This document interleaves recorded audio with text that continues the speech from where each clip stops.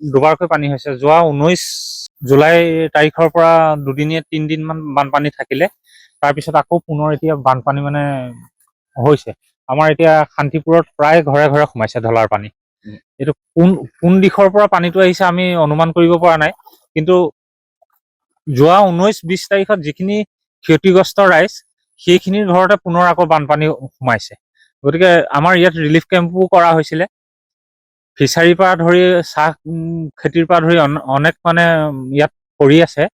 গোটেই চাহ খেতিৰ পৰা ধৰি চাওক আপোনালোকে, চাহ খেতি এইখন গোটেইখন ডুবি আছে।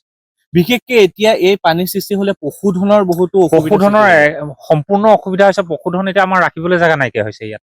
এতিয়া ৰিলিফ কেম্প এটা আমাৰ হাবিগা এল পি স্কুলতে কৰা হৈছিল, তাত অলপ পশুধন ৰখা হৈছিল।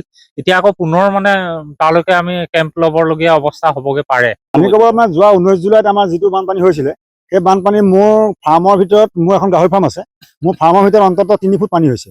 কিন্তু চৰকাৰৰ ফালৰ পৰা আমি সহায় পাইছোঁ, ভেটেনেৰী ফালৰ পৰা, আৰু পঞ্চায়ত বা ZPC ফালৰ পৰা আমাক যথেষ্ট সহায় কৰিছে। কিন্তু ইয়াত চৰকাৰ কৰণীয় আছে, চৰকাৰ কৰণীয় আছে। আমাৰ যিখিনি মানুহ ক্ষতিগ্ৰস্ত হৈছে, সেই ক্ষতিগ্ৰস্ত মানুহখিনিক কিবা এটা সাহায্য দি আৰু পুনৰ কিবা এটা কৰিবৰ কাৰণে যাতে চৰকাৰে সহায় দিয়ে, তাৰ কাৰণে আমি অনুৰোধ জনাইছোঁ। এতিয়া মানে চৰকাৰে যিটো ঘোষণা কৰি আছিল প্ৰথম কিস্তিত 15,000কে টকা, সেই পইচাটো আমাৰ এই সোমদাই সমষ্টিৰ মৰঙী মৌজাৰ হাবিগাঁও, শান্তিপুৰৰ পৰা ধৰি ঢলা কছাৰীৰ পৰা ধৰি তেলীয়া গাঁৱৰ পৰা ধৰি এই পইচাটো কিন্তু সম্পূৰ্ণকে পোৱা নাই, কোনো লোকেও পোৱা নাই। আমাৰ বিশেষকে মানে ক'বলগীয়া এটাই আছে, আমাৰ যিখিনি ব্যৱসায়িক ব্যক্তি ইয়াত মাছ পালন কৰি আছিলে, মীন পালন কৰিছিলে, সেইখিনিক মানে চৰকাৰৰ ফালৰ পৰা এটা সাহায্য দিবলৈ। আমাৰ ইয়াত 2-3 বছৰ ধৰি মীন পালনত জড়িত বহুত ব্যক্তি আছে।